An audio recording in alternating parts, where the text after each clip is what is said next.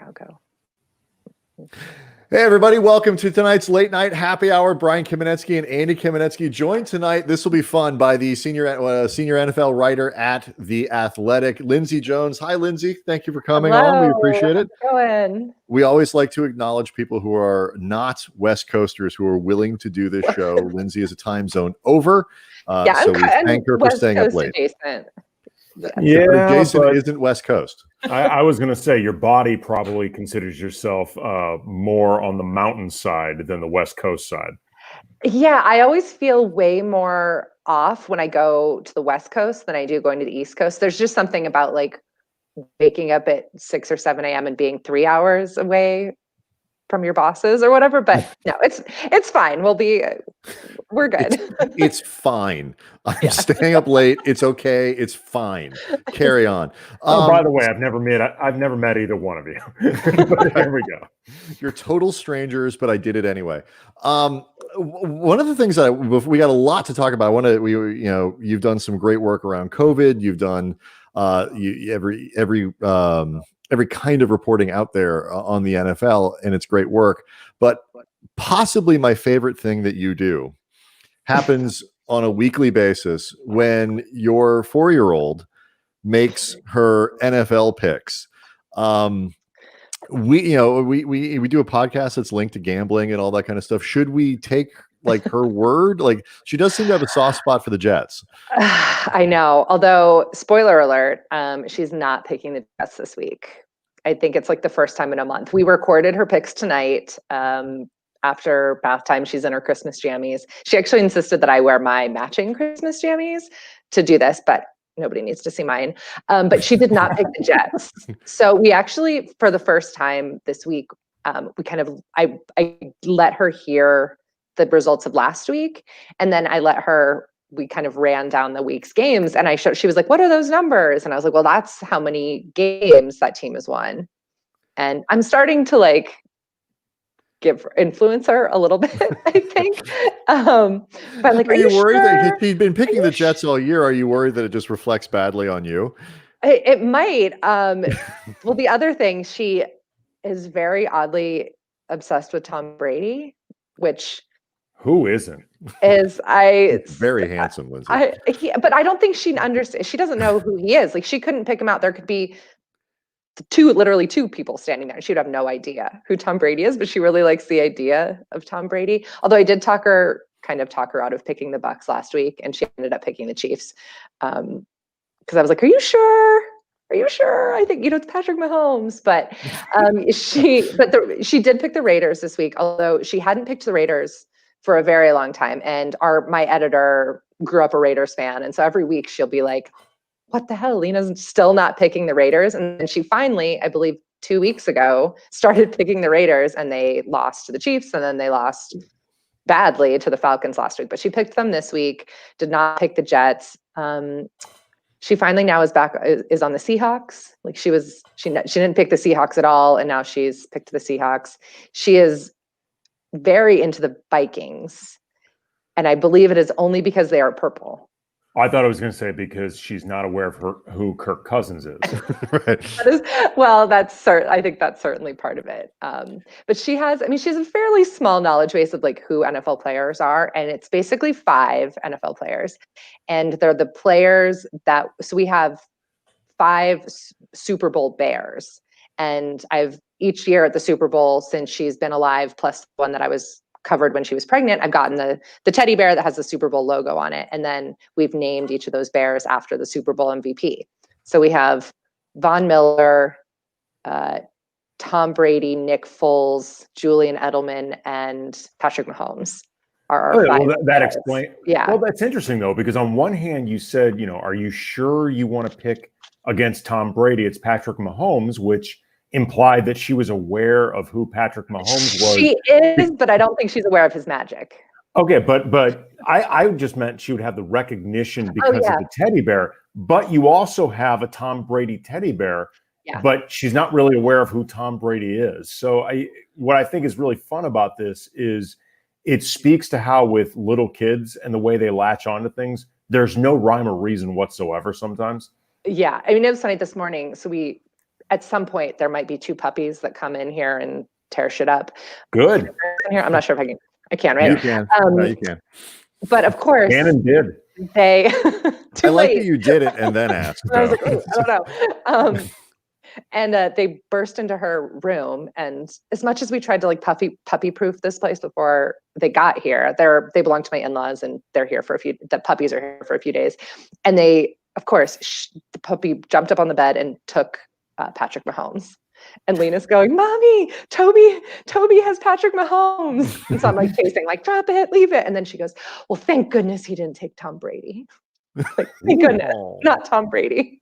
If you had to choose which, from your perspective, is a more magical creature, a unicorn or Patrick Mahomes, which would you take? Well, I would probably take Patrick Mahomes because, I would. But unicorns are a very big deal in this house. He's actually paid. He's ironically paid more like a unicorn than a unicorn. Like unicorns would not make the type of money that Patrick Mahomes $500 million or $500 million. You know what's funny though? Like when you talk about your daughter latching on to the concept of Tom Brady, or sort of who Patrick Mahomes is in bear form, if nothing else.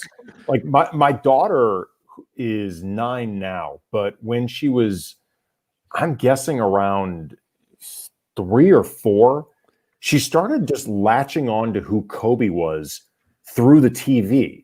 And it was weird because this was during, the post Achilles part of Kobe's career where a lot of these games, he's in street clothes.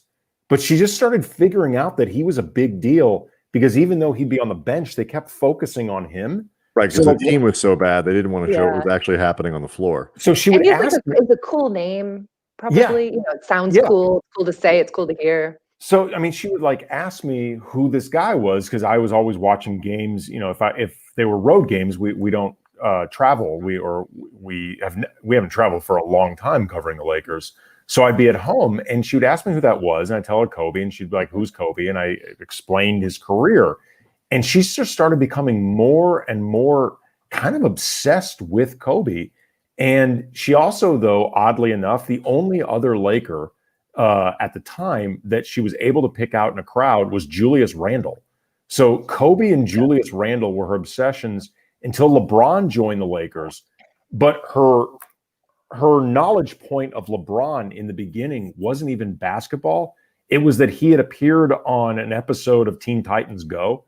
So she knew who LeBron was through that. Yeah. But it's just funny how they latch onto these things and how they develop interest in certain players for whatever reason.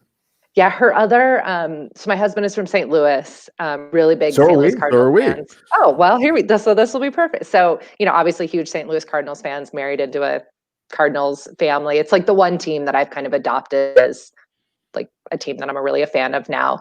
But so she is very into Yachty.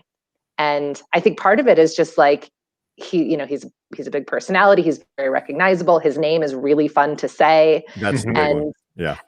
We obviously couldn't go to any games this year, but every time that the Cardinals are in Denver, we'll go. And last year, so it was in September, I guess, one of my best friends her company has tickets right on it's on the first base dugout, but like literally like feet on the dugout.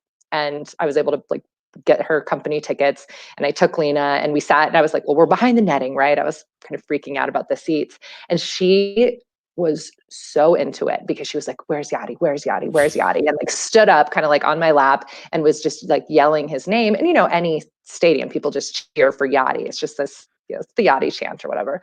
And she was doing it, and she was like convinced that he could hear her. He's like, Mommy hears me. Yachty hears me. And I was like, well, maybe he does. But that was a cool moment. So in football picks, she almost always picks the Cardinals. And I don't think she understands totally. It's not Yachty's team. Arizona football Cardinals are not the same as the St. Louis baseball Cardinals. My daughter actually learned about who the Arizona Cardinals were because growing up in St. Louis, we were there for the then St. Louis Cardinals, and I was a diehard Cardinal fan growing up until they moved, and then I became bitter against the Bidwell family for moving them, although I recently made a big decision that I decided to readopt them as my team because I tried adopting other teams and it never really worked. And I thought it hasn't felt as much fun.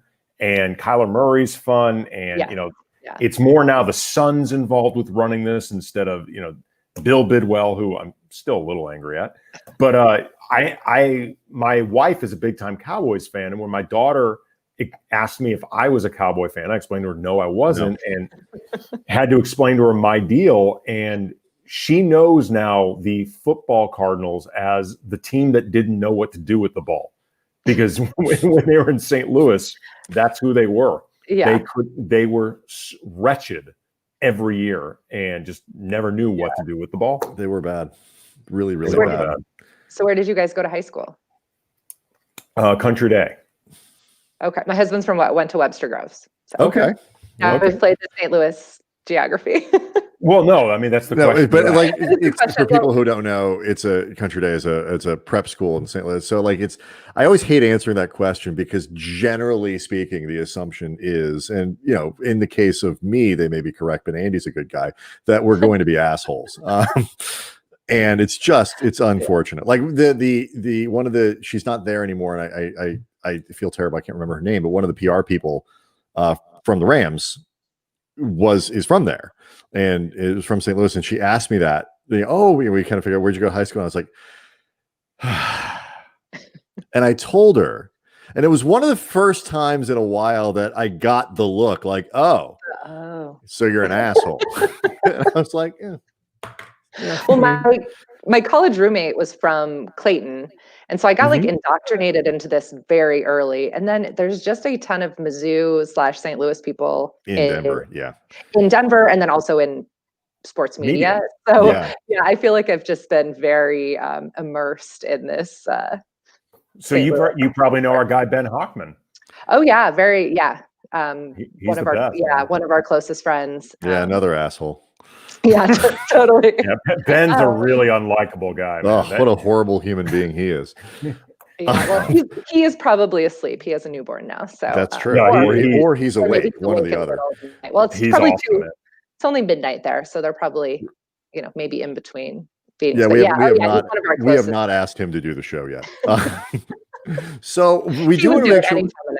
I know that's why we won't ask. We feel terrible because he'll say he would totally do it. Especially we told him he get to do we give you 5 minutes just to do stand up. He would absolutely 100%. Well, have you ever seen his stand up? No. I just know he does it.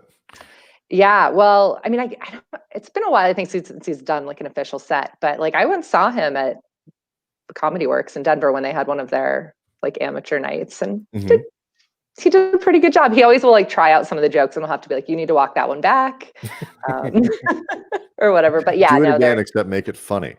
A little less dirty, but. We have a great game for tonight's show. We're going to play Jones Jeopardy in honor of your appearance. We assume that all Joneses know each other, and so that's coming up. But I want to. We spend, as you might suspect, an enormous amount of time around here talking about Jared Goff and whether or not Jared Goff is good. And sometimes the answer is yes, and sometimes the answer is no. And pretty much everyone who watches this show knows my opinion of Jared Goff, which is I've always been a little Goff skeptical, and this year hasn't necessarily helped. But I want to kind of broaden it out a little bit because you are based in Denver where Drew Lock plays. There are a ton of young quarterbacks around. Josh Allen was looked at as kind of busty until this year, and now he's blowing up. Lamar Jackson was a revelation, and then this year has been a little worse. Sam Darnold has the Adam Gase thing. When people, so I guess the first question on this is when people look around the league at these this batch of young quarterbacks, guys in that 25 and under, 26. Where do people put Goff in that group? Because guys do slide around. Carson Wentz 2 years ago would have been way up there, and now he's terrible. Yeah. And so Goff is an interesting case because when you say some people think he's really good, some people think he's bad, and that's right. Any given week, he could be really good, he could be really bad. And when you evaluate him, he's really tricky because he's so tied to Sean McVay. The only year that we saw him without Sean McVay was a disaster. But he was one of the worst rookie quarterbacks we've really ever seen. But how much of that was that Rams team being really bad, the offensive scheme, Jeff Fisher not really knowing what to do with that entire roster, that entire year, that whole weird first year in LA. Should have coached the old St. Louis Cardinals. Yeah, that would might have worked very well. Nobody knew what they're supposed to do. Might have had a little bit better luck. I don't know. But I mean, I went out I remember going to LA for Goff's first start, which I believe it was against the Seahawks at the Coliseum. And so the first of, he lost 7 games that year. And it was really, really rough. And there really wasn't anything you could learned about him that year. But since he's been a successful quarterback in the NFL, he's so tied to Sean McVay. And, my colleague Mike Sando at The Athletic, he does his quarterback tiers. And I think it's really instructive when you look at these guys, the way that Mike has broken this down. And it's really informed the way that I think about these young quarterbacks, is that Jared Goff is a guy who he's just so tied to McVay. And how good would he be in any other system? And I think he does have some really nice tools. He physically fairly gifted, smart enough, but I don't think he's in that tier of guys. That's how they describe Andy. Smart enough. Enough. But that you could drop in any system, in any team, and that guy would be successful. So, I think it is worthwhile that he's won big games and he has led them to big wins. He hasn't been necessarily, during that Super Bowl run in those playoff games, they weren't dragging him behind. They weren't winning in spite of him. I mean, I was at that NFC Championship game that we can talk about what happened at the end of the game because of the officiating, but he played his ass off on that game. He was so good in those really big moments. And then 2 weeks later, he was at his absolute worst in the Super Bowl because Bill Belichick was the exact right defensive coach to scheme up to play the Rams, because he knew exactly what to do to shut down that offense. I mean, it was just a brilliant defensive play. I mean, that entire game was a brilliant defensive performance. But that's the thing about Goff, is that you know that at some point he's probably going to win you a couple big games. He's going to have that 400-yard passing game, where everything is going to be clicking. But then he's going to have these 3 turnover games like he did last week against the Niners. And, I understand why they paid him. The contract is bad. I get the idea of you can't keep searching for that guy. And if you think you have a guy who's most of the way there, but I don't know. If I was a Rams fan, I would be apprehensive about tying myself to him really long term. But yeah, I don't know if that helps. He's good. And no, it does. It's sort of how I kind of feel about it. Like Andy, I always refer to Andy Dalton a little further, like, back when he was this guy, as kind of like your baseline, or like Ryan Tannehill was even that for a couple of years, where Andy Dalton in his prime was better than baseline. I mean, he was a better than baseline. But he's sort of like, he was always sort of thought of that guy as like, okay, you can't, like, you need, like, he's not going to lead you anywhere. If he had blonde hair or brown hair, he would have been thought of as like 10 spots higher. Yeah. There's a ginger bias. I understand. I'm being dead serious. And played somewhere other than Cincinnati too. Yes, I mean, there's that as well. Okay, so maybe he's the wrong, but like there's somewhere out there, there's a guy who's like the baseline, like he's like the bare minimum of what you need to be, if the team around you is good enough, you can succeed with this quarterback. But you'll also struggle you want someone better, but you're going to struggle to find someone better. Like, the thing is, there's not that many of those guys, those tier 1, the truly elite guys that can win anywhere. And we're even seeing now, and it's tough exactly to slot him in here because of Brady, his age and the new scheme and stuff. But we're learning with Brady that you can't just drop him in there, that there's a lot more that goes into it than just being, arguably the greatest quarterback of all time and being successful. I think being 43 is certainly part of it. But, I watched the whole Peyton Manning coming to Denver thing really close, and that wasn't easy either. I mean, they were really good in 2012, but it was kind of a surprise that they were, and it was pretty rough the first 6 weeks getting there till it really clicked and they figured it out. But yeah, I mean, there's not that many guys, but I think the Rams can win with him. If you were to look at kind of that era, I mean, that group of quarterbacks from, I guess that was 2016. That was a 2016 draft. I said probably Dak would be first, and then Goff, and then I think Wentz now is like a distant third. But he's a great example. Like what happened, like Josh Allen this year has kind of gone the other way, to all the benefit of my fantasy team. He's gone, in this way, but now all of a sudden he looks like he's gonna be a really good player. And Carson Wentz has fallen off a cliff. So why does this sort of thing happen with young quarterbacks so frequently? Well, and the Wentz thing is like, I mean, it's not the story of the season, but it is one of the biggest stories of this season and the storylines. And I really want to go back now and actually watch all of those games from 2017. And how good was he? Are we like misremembering a little bit about how he was in 2017? Because obviously that was a really good team. Like, was he propped up artificially by the defense that they had, by the ridiculous offensive line that he had, by actually having starting caliber wide receivers, which you could argue doesn't really have now? Was he propped up? Was the scheme so good? Was it a Frank Reich thing? Because he hasn't been the same since Reich has been gone.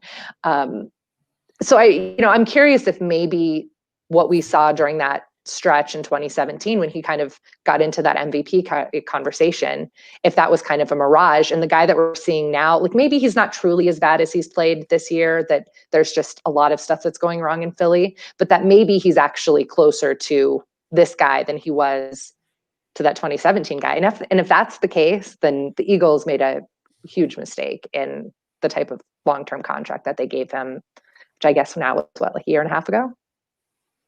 Something like that. Yeah. It was before the 2019 season. It was before Goff got his deal, and Goff basically got the last year. Deal. Yeah. Do you see anything different in Lamar Jackson? Because he's the other guy who has been different this year.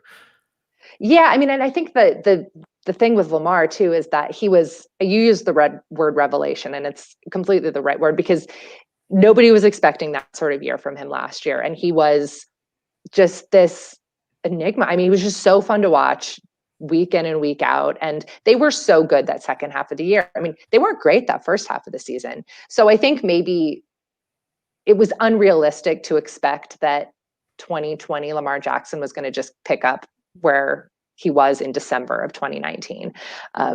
Maybe they were just doing so much stuff schematically. He was kind of playing out of his mind, and defenses just had no idea what to do.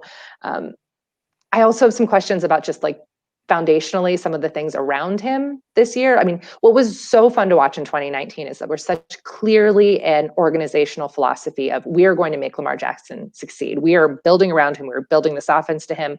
We have the right offensive coordinator who's going to cater to him, who's going to create this offense for him. Then all of a sudden you get to, and it worked better than anybody expected. They had this transcendent running game. Mark Ingram was exactly the right guy as a player, and then as like a hype man. Like, I would love to have somebody like talk about me the way that Mark Jackson talked about Lamar Jackson last year. Nice. I mean, he's like the ultimate hype man. It was fantastic. But then you go into this year, and their offensive line has changed a lot. I mean, losing Marshall Yanda was massive. I mean, he probably should be a Hall of Fame guard. I mean, he's a guard. It's like not that of a sexy position, but he was like the best guard of his generation, arguably. I mean, one of those best guys. So losing him was huge. And then they didn't do enough, I think, on offense to improve. Like, they didn't go out and get a true number one wide receiver. And then they've had injuries at the running back position. Now they've had some other massive injuries on the offensive line. So I just think there's just a lot of things that have gone wrong. I think he has maybe regressed a little bit, or maybe it's just that he didn't take another giant leap forward, right. And maybe we were all just expecting that what we saw last year was going to continue. So I don't. How many people would you put, like, because I sort of feel like there are a lot of people that kind of go back and forth between like the, if you give them the right tools, and I put Goff in this category, if you give them the right tools and the right circumstances. And in Goff, I think the problem is the circumstances need to be a little too perfect, but maybe Lamar Jackson's a step above that, Josh Allen a step above that, or whatever, where if you give them what they need, they can be really good. Yeah. How many quarterbacks do you think there are that can change the context of the talent around them, in that way? All right. Patrick Mahomes, Russell Wilson, Aaron Rodgers, Deshaun Watson, pre-age 43 Tom Brady. I'm not sure if Brady's there. Deshaun Watson moving forward, that theory is going to get tested. Yeah, I think so. I mean, he's already been an interesting case study this season because they haven't been winning very many games. I think they have 4 wins now, but he's kind of been playing out of his mind. Oh, he's been great. He's been fantastic. When you look at the people that he's either lost heading into the season, with DeAndre Hopkins or Will Fuller. Now losing Will Fuller, and they cut Kenny Stills, and Kenny Stills, and the guy and Doug. Is it David Johnson, not Doug Johnson. David Johnson got hurt and wasn't all that good anyway before he got hurt. This is a name. Where would you put Kyler Murray? Oh, that's interesting. So I don't think I'd quite put him there yet, and we've seen that over the last month where a lot of their offensive plan seems to be Kyler, go make something happen. Mm-hmm. And a lot of times he does, and it's freaking awesome. Last year, I wrote a story about trying to make the case for Kyler Murray as the greatest high school player in Texas state history. So doing that story, I talked to a lot of his high school teammates and people that he played against, and I watched a ton of his high school highlights, and a lot of his full games are actually online because he played in the biggest classification in Texas. And the stuff that he did in high school is literally the same stuff he's doing now. And it was crazy to see, he was just a little bit minier version. He was, 160 pounds, just running around these guys. And I don't know how sustainable that is long-term. And we've seen when they've played against some of these really good defensive coordinators. I mean, you saw what the Patriots, who are not a stacked defensive team by any means this year, but they were really able to scheme up a way to frustrate him and really give the Cardinals offense a hard time. So I think skill-wise, I mean, I'm really excited about him long-term, and I'm excited that it's worked, that, there was so much skepticism about, what a guy of his stature and kind of with his skill set and being strictly this air raid quarterback, what he would be like in the NFL. And I'm glad that it's working so far, because it's going to be really important for the long-term evaluation of quarterbacks and what we think about when we imagine who could be an NFL starting quarterback.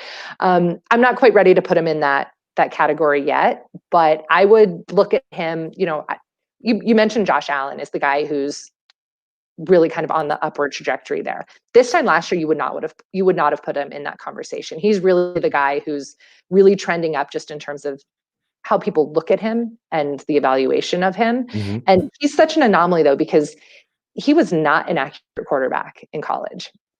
And if you're inaccurate, he wasn't an accurate quarterback last year. No. And that is something that generally, I mean, it's so rare. I mean, I'm trying to think of other examples of guys who were inaccurate in college and became more accurate when they got to the NFL. It's so rare. It's just a really, really, really difficult thing to do. It's one of, I think, the most powerful indicators of if a college quarterback is going to transition to the NFL is accuracy. Mm-hmm. Can you put the ball where you need it to go and when you want it to be there? And, a lot of these guys, they just can't do that. And it's really hard to teach that. But he has become more accurate. And I think the Bills deserve a ton of credit for that. Kind of similar to what I said with the Ravens, where it was there was very clearly a plan here. And I just love to see when a franchise has a plan. I was going to say, when you take a look at the draft class with Lamar Jackson and Josh Allen, the other big quarterbacks from that first round, you've got Josh Rosen, you've got Baker Mayfield, and you've got Sam Darnold. And whatever you think could be the best case, highest ceiling for all three of them, they have not been put in a position where they actually could legitimately succeed when it comes to any type of stability. Sam Darnold's had to deal with Adam Gase, who just came out today and said, I have not done the development with Sam Darnold that was necessary. Everyone's like, wow. That's the only reason you're there. That's why you're there. You're really what is it exactly you do here? Right. And Josh Rosen, again, whatever you think was his maximum ceiling. I'm glad you brought him up because I've rooted for him for a while because I think he's a really interesting guy. And I found him fun, if occasionally sometimes frustrating to watch at UCLA. But, he's had chaos. And Baker Mayfield, regardless of what you think he could potentially do, that guy's been surrounded by chaos. Yeah. Lamar Jackson, in a lot of ways, got lucky that he slipped so far because he ended up with a really stable, good organization. You know, Josh Allen has had the same head coach every year. His OC has either been his OC every year or has been part of the team every year. Stuff like that makes a difference. If Josh Rosen fell to Baltimore, what's his career trajectory? Yeah, that's interesting. I've never thought of that. I mean, because that would have been far. Aren't you glad you stayed up late now? He was what, the 10th pick? Did he was higher? I think he was higher. Let me look. Was it higher than that? I'm trying to remember now exactly because there was some move. There was trading going on, and okay. I think the Cardinals did end up moving up a little bit to get him. He was the 10th pick in the draft. Yeah, yes, my bad. Arizona traded up to get him. Yeah, that's really interesting. I don't know.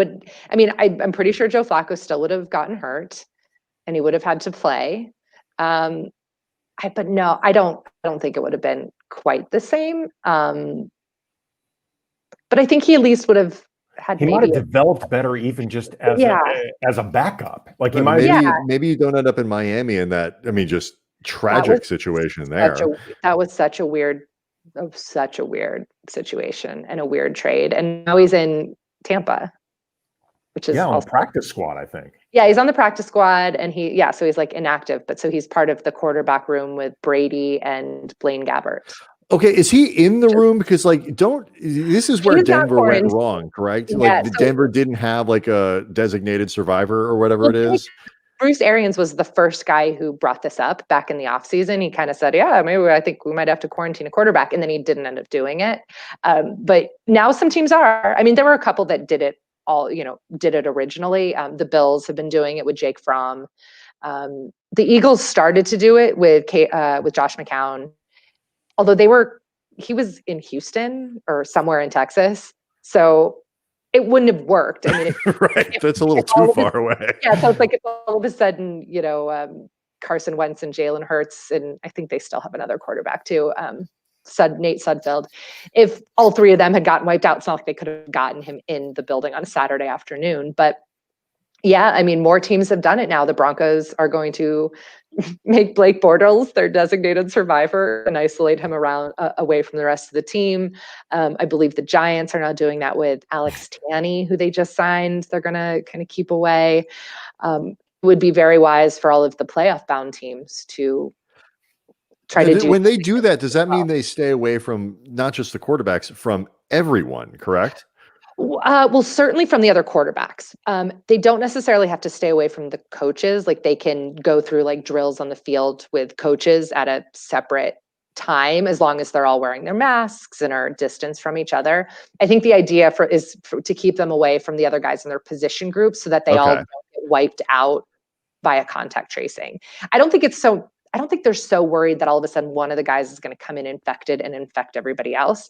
It's exactly the situation that happened with the Broncos, where it was one guy test, they're negative, hang out together, are lax about wearing their masks. 2 days later, they test positive, and then they all get wiped out because of the rules that require the contact tracing. I mean, I think there is still a chance that, an entire offensive line group with the Raiders or whoever they could all get COVID. But I think it's more like I think we've seen with Baltimore, anything's possible. Yes. I mean, this week, more than any other week this year, has shown us very clearly what the NFL's plan is. And that's to play these games under any circumstances. We asked over and over and over again all offseason, like, what are your contingency plans? What are you going to do if there's an outbreak? What are you going to do if a position group can't play? And they just were like, we'll figure it out. They didn't want to talk about their contingency plans. To quote Walter White, nothing stops this train. Yeah. And that's fairly much, that's kind of how it feels. And I don't know if there's nothing that can stop it, but right now, I mean, if a major outbreak within one team pushing a game from Thursday to Sunday to Tuesday to Wednesday isn't going to stop it, if wiping out a whole quarterback room isn't going to stop it, it's hard to think exactly what Did you find that Wednesday afternoon game as delightful as the rest of America did? I mean, man, that was fun. It was so bizarre. And yeah, I mean, it was a 1:40 kickoff here in Denver, which was super weird. The annoying thing is that I have DirecTV, and they're in a dispute with the Tegna NBC station. And yesterday was the first day that NBC was not available. And so I like turned on the TV and like switched it over to NBC, and I got like the blue screen that said like, this channel no longer available. And I was like, what the?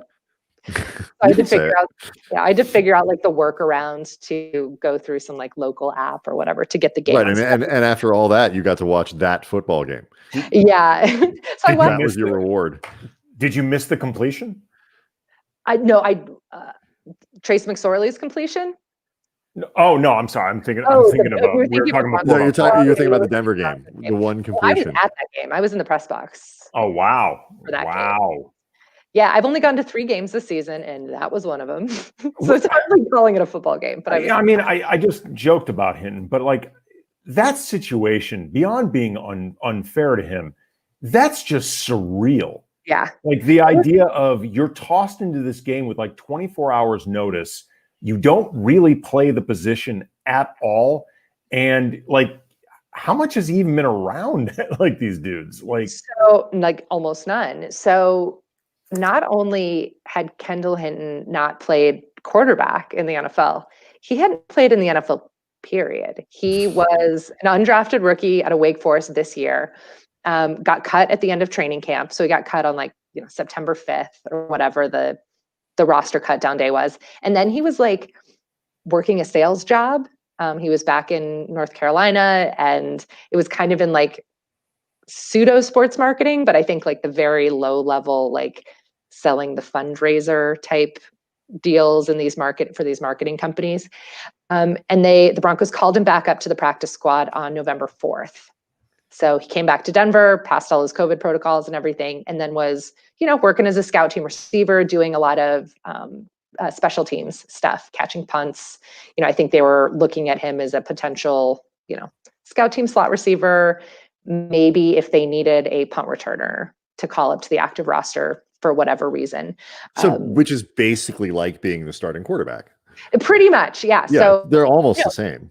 He didn't take a single snap at quarterback in training camp. Under no circumstances would he have taken any snaps at quarterback. And he never took a single snap like with the ones or with the twos. I mean, he was strictly scout team and special teams. By the end of his career at Wake, he wasn't taking snaps with the ones in practice at Wake.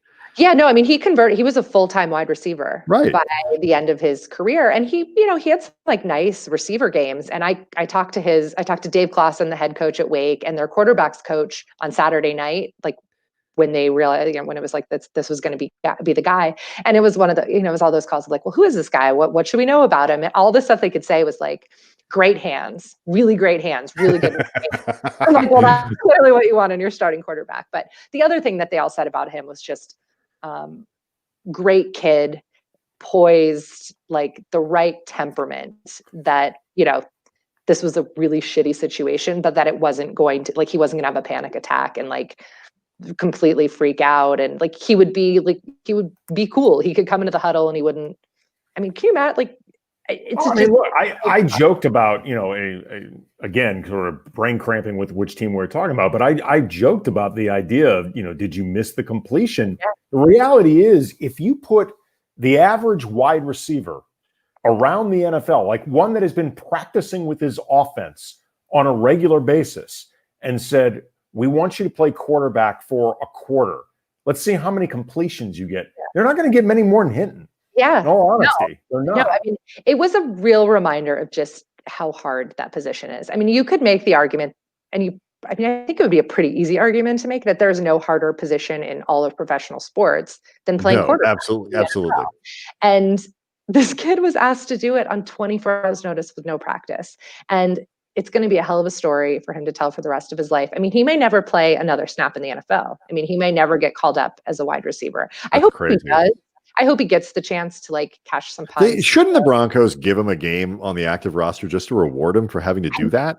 Yeah, I feel like they probably should. In the way that this is going, they probably will need to call him up at some point anyways. But yeah, I mean, it was crazy. I mean, and I've been covering the NFL since 2008. I covered the University of Florida before that when Tim Tebow was there. So like, I've seen a lot of stuff, right? I've covered a lot of weird stuff, especially in the NFL, and that 24 hours and the story, what we kind of learned about what transpired before that. I mean, it's right up there with the most bizarre situation. And ultimately, like, when this pandemic season is over and, we are looking back at what a weird year this was, that Kendall Hinton story is going to be like one of those defining moments of absolutely. the NFL in 2020. Denver is, though, 3 games behind for that 7 spot, so I don't know if they can really afford to mess around with the season. I mean, it'd be the nice thing to do for Hinton, but you still got to be thinking about the larger picture. Well, they're in this weird, like, kind of purgatory area where they're not going to be one of the worst teams in the league, but they're also not close to being one of the best teams in the league. So, like, what do you do? And it's kind of a bad place to be, where you're 6-10 and you're picking at number 13, and that's kind of where they've been. But yeah, they're not in a great. It's a bad place in any sport. I mean, that's that's the whole value around tanking. It's worked in baseball, it's worked in basketball, and it's very hard if you don't have access to the talent at the top of any draft to be good. I mean, particularly if you think you're still looking for a quarterback. I mean, not to go down the Drew Lock rabbit hole, but people are always looking for a quarterback, especially John Elway. Yeah, I think was it last year? It was 2 years ago that he was like, "I'm going to shake every tree," and he's still going to be shaking them. And I don't think there's anything that we've seen out of Drew Lock this year that is. I still think they are going to go into next season with him, but I would not be shocked if they inquire about who is out there and maybe make a significant move to try to acquire somebody else. Josh Rosen's available. Sam Darnold is probably going to be available, which is that's the guy that they wanted. So the Broncos had the 5th pick in that draft, that quarterback year, with Allen and Darnold and Baker and all of those guys. And that's the year they ended up taking Bradley Chubb, because it was kind of a surprise that Chubb fell to 5. But Darnold was the guy that they wanted. Darnold was the top quarterback on that board this year, and I think Elway still really likes him, and so that would be interesting. I think there's going to be a number of teams that will be interested. Well, there are, I think, Andy's got some other stuff. I know there are people in LA who would love to see Sam Darnold get out of. You're talking to New one York. Of them. Yeah, I'm an FC guy, so I mean, I've been rooting for Darnold anyway. He is, by all impressions I've had being around him and by everything I've ever heard, he's a great guy, and he works hard. He's well liked. I would like to see him in a situation that doesn't involve Adam Gase, whether that is in. Well, that's going to happen. Whether that's in New York or whether that's. I mean, look, he can stay with the Jets. I don't necessarily need him to not be a Jet, although it always seems like your chances increase if you're not a Jet. It does help. But the most important thing is with like Joe Brady. Just anything. In the most recent the football show, the podcast for the Athletic Network that you're doing with Robert Mays. Yeah. There was an interesting exchange you guys had talking about you had predicted that you think there's going to be a run this offseason on defensive coordinators getting hired. Yeah. Like you think that's going to be sort of the position du jour, and in a lot of ways, or at least Robert thought that this was the Brandon Staley effect. And the success. I think that's part of it. I also think defense has been really bad this year, and there's going to be a lot of head coaches that make that move to save their jobs, to think it will help improve their job security by, okay, I'm going to fire the defensive coordinator. The defense was bad. I'm going to fire the defensive coordinator, bring somebody else in. But you do agree, though, that some of this, though, is the success that Brandon Staley's had with the Rams this year as their DC?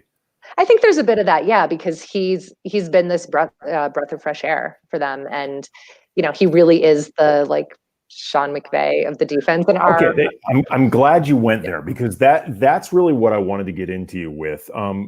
2 parts to the question I wanted to ask. One, what specifically have you seen that you think would make sort of the Brandon Staley of it all seem attractive? Like where you would look for that next Brandon Staley specifically, but also you had mentioned, Sean McVay, and he's sort of like the defensive version of Sean McVay.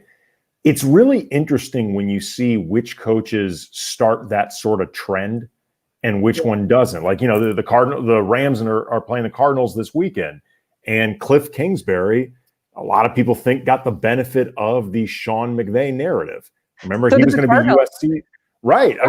They put it out in their press release that they were friends. Well, yeah. And yes. Remember, he was going to be USC's OC until they pried him out. He was your favorite moment of his tenure at USC? What do you remember most? 10 days. I was gonna say it's like choosing between your children, but I only have one, so it's so many memories. But like it's just interesting though, like when, as opposed to like say an Eric Bieniemy, who you would think would spark that type of, for lack of a better way of putting it, fad or craze, and without getting into some of the elements of, where race falls in it and stuff like that, it's just and I know that is a factor, but it's just interesting when you see what sparks these crazes and what doesn't, like in terms of it being a copycat league. Yeah, well, and I think so much of what's worked there is that there's just this like insane synergy between McVay and Brandon Staley. Like they just really like complete each other. And it's crazy because they didn't know each other before, like, maybe in passing through coaching circles, but they were not, they hadn't been on a staff together. There wasn't this like great overlap.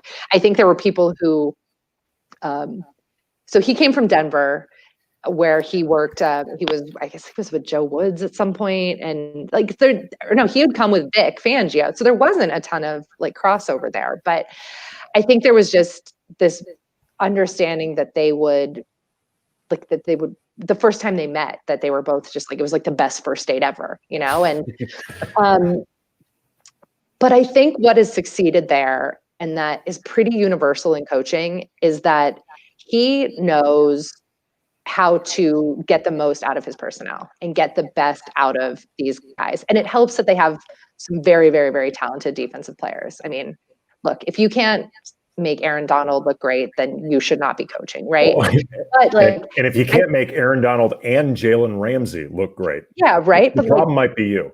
It's not just that Jalen Ramsey looks great; it's that the way that they're using Jalen Ramsey is just brilliant, and putting him in that kind of like star hybrid position where it's not just like dumb Jaguar stuff that they did. That was very much an example of like not maximizing your talent and knowing exactly what you needed to do with guys.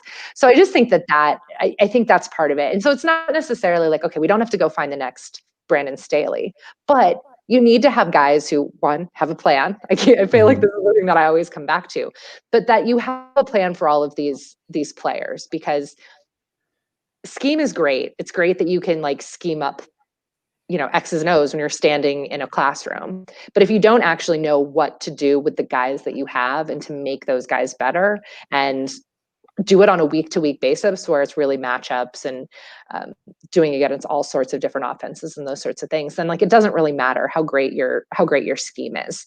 So I think that's maybe the next the trend or whatever. So those are the qualities when they say the Sean McVay of, or the next Sean, like those are the qualities of Sean McVay that they're pulling at. Yeah, I think that's part of it. And then McVay just has, you guys probably I'm in LA, and like he just has this like energy about him where it seemed crazy when he was hired, but then once you talk to him, it was like crazy that he wasn't already kind of in that head coaching world, because he just had it. You get that vibe from Kyle Shanahan. There's a lot of these guys that just kind of exude the head coaching thing. And then there's guys who don't. And like, look, I've known Adam Gase a very long time. because he was in Denver. He was the wide receivers coach in Denver in 2009, which was my second year on the beat. And, was really, he's just a little bit older than me. I think, it's kind of similar ages or whatever. And he never struck me as like the head coach type, right? It never seemed like he didn't exude that thing. And it hasn't really worked for him. It doesn't seem like he is a head coach. coach, and that he doesn't have like good football ideas and stuff. But it just, I think maybe some guys are better to be quarterbacks coaches, or where you can really work with one guy or one position group and not have to deal with all the other stuff. Yeah. Before we get to Jones Jeopardy, we did have a question we meant to ask you earlier that was left by 3-teamer on the chat. Can you please ask Lindsay if she thinks the Ravens can still make the playoffs? I do, because, well, one, there's an extra playoff team now. So there's going to be 3 wild cards, which definitely helps. Let me, I need to see the exact standings. I'm going to look. I got it in front of me right now. You do? Okay. Yep. Oh, I do know 2. They are one game behind Indianapolis / Miami for 7. Yeah. I mean, so last week was, helpful to them or not disastrous to them. Obviously they lost the last game of week 12, which was basically week 13, but the Colts also lost, the Raiders lost. So the Dolphins lost. The Dolphins won. They beat the Jets. They lost the week before that. But I think it is still possible. What's their remaining schedule? What's their upcoming schedule? I can pull that up right now. It's not as easy as the Steelers schedule, which they've got ridiculously easy schedule remaining. They've got the Cowboys, then at Cleveland, hosting Jacksonville, hosting the Giants, at Cincinnati. Oh, actually, that's not bad. That's not a bad schedule. No. It's actually, I don't think actually that different than the Steelers' upcoming schedule. That Browns game is going to be massive. They blew the Browns out. They blew the Browns out in week 1, and they have gone completely opposite directions, right, in the last month of the season. So that's the game to watch, right? If they lose that game, I don't think they make the playoffs. I still think they possibly could, because you have to look, the Raiders certainly are fallible. The Colts are like all over the place on a week to week basis. So I think they could, but it's going to be pretty tenuous, and they have to win that Browns game. Okay. So I lied. We do have one more thing to ask you before we get to Jones Jeopardy. Okay. I'm not sure if you've been monitoring the chat, which I believe you can see. Like, you can see this screen. There are a lot of people who are very concerned that you can't watch television from your couch. Like, they see the TV behind you, and the couch is under the TV. So they want to know how you watch TV. This right here. Uh-huh. That's a picture. So this is like the formal. This would be in a normal person's house. This would be like the formal living room. So I'm downstairs. I'm not in my office right now because my daughter's room is right next to it. So like, that's like the front door. Okay. So this is, and then let's see this way. That's a window. That's a window. Oh, yeah. So this is a window behind me. That clears it up. Everybody thought, and you were sort of triggering people. Sorry, yeah. So there's because we have a habit of, and there's just a strange habit of finding guests with room layouts that trigger our viewers. I don't remember who it was, but she had a TV mounted in the wall in a way that didn't look totally stable, and you could see all of the cords. And that really bothered people. That bothered people. Yeah, we had a lot of people very worried for who, I don't remember who the guest was, but it was Sabrina Merchant. Worried for her safety. That's really funny. Yeah, but you have to admit, were that the TV, that would be a horrible place to put it. Yeah, above the couch. And also, there's something weird about my laptop, like the display settings, that I always kind of look a little sepia toned. I don't know exactly why, so that might be throwing it off a little bit. But yeah, no, that's a window that like faces out to the front of the house. Okay, so everybody feels much better now. Everybody's we were very worried, and now we're feeling better. Okay, we got to get you out of here relatively on time. So to do that, we have to play Jones Jeopardy. It is exactly what you think it is. It is a game of Jeopardy in which the answer to every question is centered around somebody named Jones. I have 4 categories: athletes, musicians, actors, and fictional Joneses. You can go for the 100, 200, or 300. And your name is your buzzer. So like, for example, you'd say, I'll take athletes for 100. And then I read the clue. And as I read it, if you know it, you just shout out your name and then you answer the question, but obviously have to phrase it in the form of a question. So Andy and I are playing against each other. You are playing against each other. I can keep score. Yeah, here we go. So again, athletes, musicians, actors, and fictional Joneses. This is the first time we've ever tried Jeopardy on this show. So you are a guinea pig. Congratulations. What category would you like? You're our guest. You can open. We'll go athletes for 100. Athletes for 100. This longtime Atlanta Braves third baseman was the 1990. Lindsay. Chipper Jones. Chipper Who is Jones. Chipper Jones? Oh, Chipper? we'll No, let it go this she one She corrected herself. Who is Chipper Jones? You are up 100 to 0. Oh my God. And you were right, Chipper Jones. You are going to fuck up this score so badly. Very likely. All right, you still control the board. Athletes for 200. This former Rams, Chargers, and Redskins player is considered by many to be the first truly modern defensive end. He was inducted in the NFL Hall of Fame in 1980. Andy. Who is Deacon Jones? Who is Deacon Jones? That is correct. You control the board, Andy. Let's go musicians for 400. There is no 400, Andy. What? 300? 100, 200, 300. Yes. 300. Okay. Born David Robert Jones. He created Andy. Who is David Bowie? Who is David Bowie? Andy up 500 to 100. Yeah. Maybe we're related. Maybe. Let's go musicians 200. Musicians for 200. She cleaned up at the 2003 Grammys, winning basically everything an artist can, including Best Song for Don't Know Why. Lindsay.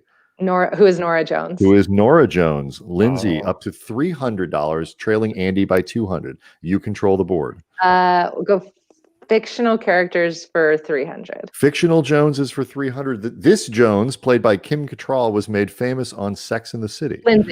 Lindsay. Who is Samantha Jones? Who is Samantha Jones? 600 to 500. This is getting very, very competitive. Fictional characters for 200. Fictional characters for 200. Dr. Henry Walton Jones, the famous archaeologist, was called Junior by his father, but this by everyone else. Andy. Who is Indiana Jones? Who is Indiana Jones? 700 to 600. Whoa, this is exciting. Andy, you control the board. Who fictional Jones is 100. Fictional Jones is for 100, closing out the category. This book character was made super famous after Renee Zellweger played her in the movies. Andy.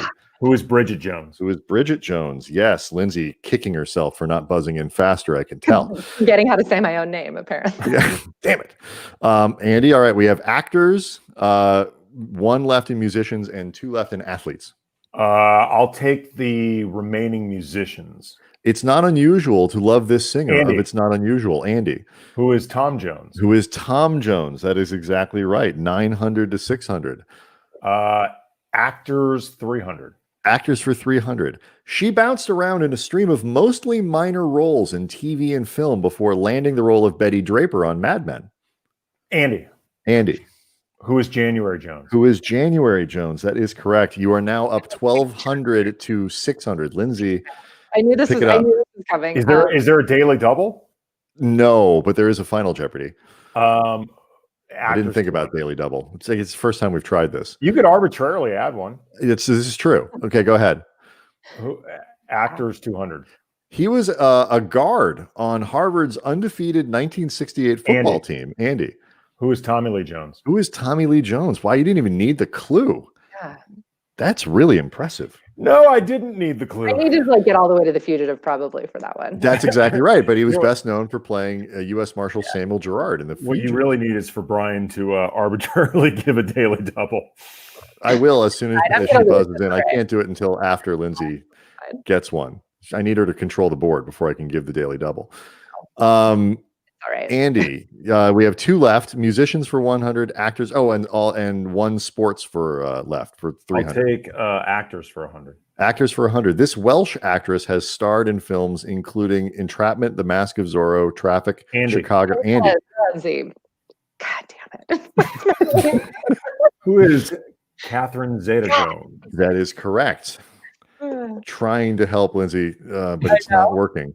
Andy, musicians for 100 or athletes for 300?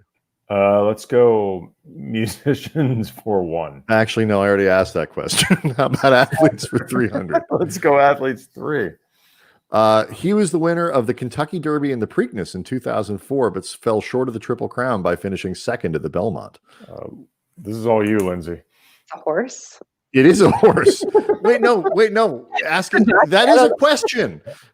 It's a horse? Yes, I will give you credit for that. 900. You get 300. It's a horse. Yes, that's a question. Smarty Jones. Smarty Jones. Yeah, Smarty I do. Jones. But I'm going to give you credit for it's a horse. Yeah, I mean, I guess. Yeah. That would have been a big story if like a human had won the Kentucky Derby. It would have been. I think you would have remembered. All right, but the good news is, Lindsay, that gives you a chance in Final Jeopardy. It's not a wash. It's not a runaway. And so you have 900. Okay. Andy has 1,500. Okay. Please just you have to write down your wagers in advance. Okay. Or at least, be honest. Or if you have a chance to win, Lindsay, lie. What am I up? You have 1,500. Lindsay has 900. I think I did that math right in my head. I would just go ahead and bet 900, Lindsay. I don't want to be the boss of you. But 1,500 minus 900. Andy, if she doubles her score, you need to bet. Right. Okay. $301. Right. Okay. Wagering 301. There we go. You're safe. Thank you. God, Andy. Come on. All right, here we go. The Final Jeopardy question is this. I probably should have told you the category, but I don't really have one. Okay, here we go. Depending on your interests, you know him either as the bass player from Led Zeppelin or the most well-known naval commander of the Revolutionary War. Do we have to write it down? Yeah, sure. If you can. I have no idea. Again, you know him as either the bass player of Led Zeppelin or the most well-known naval commander of the Revolutionary War. Somebody in the chat can also help out Lindsay while we're doing this. Help me out. I have no idea.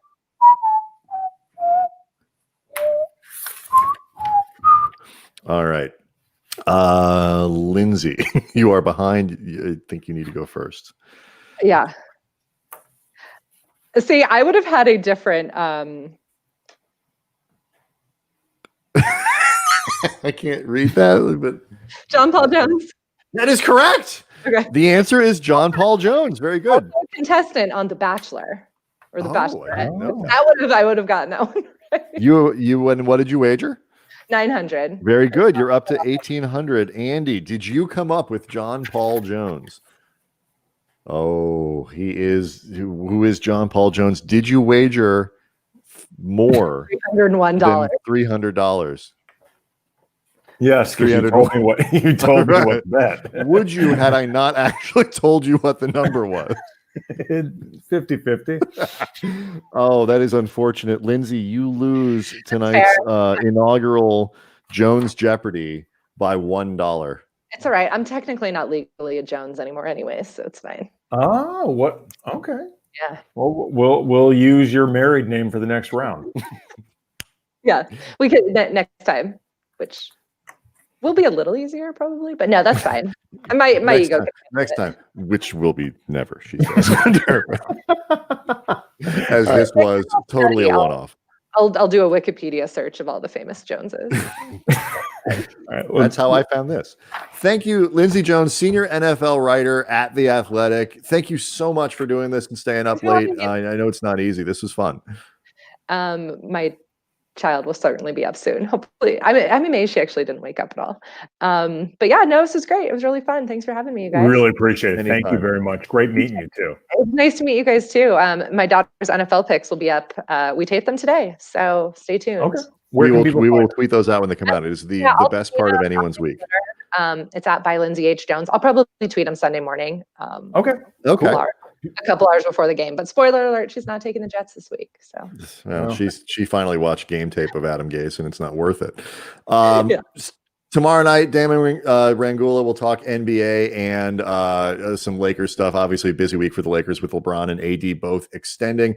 We'll do that. Megan Gailey, the comedian, on Monday. That'll be a lot of fun. Thanks again to Lindsay Jones. We'll see everybody tomorrow. Donk, you need a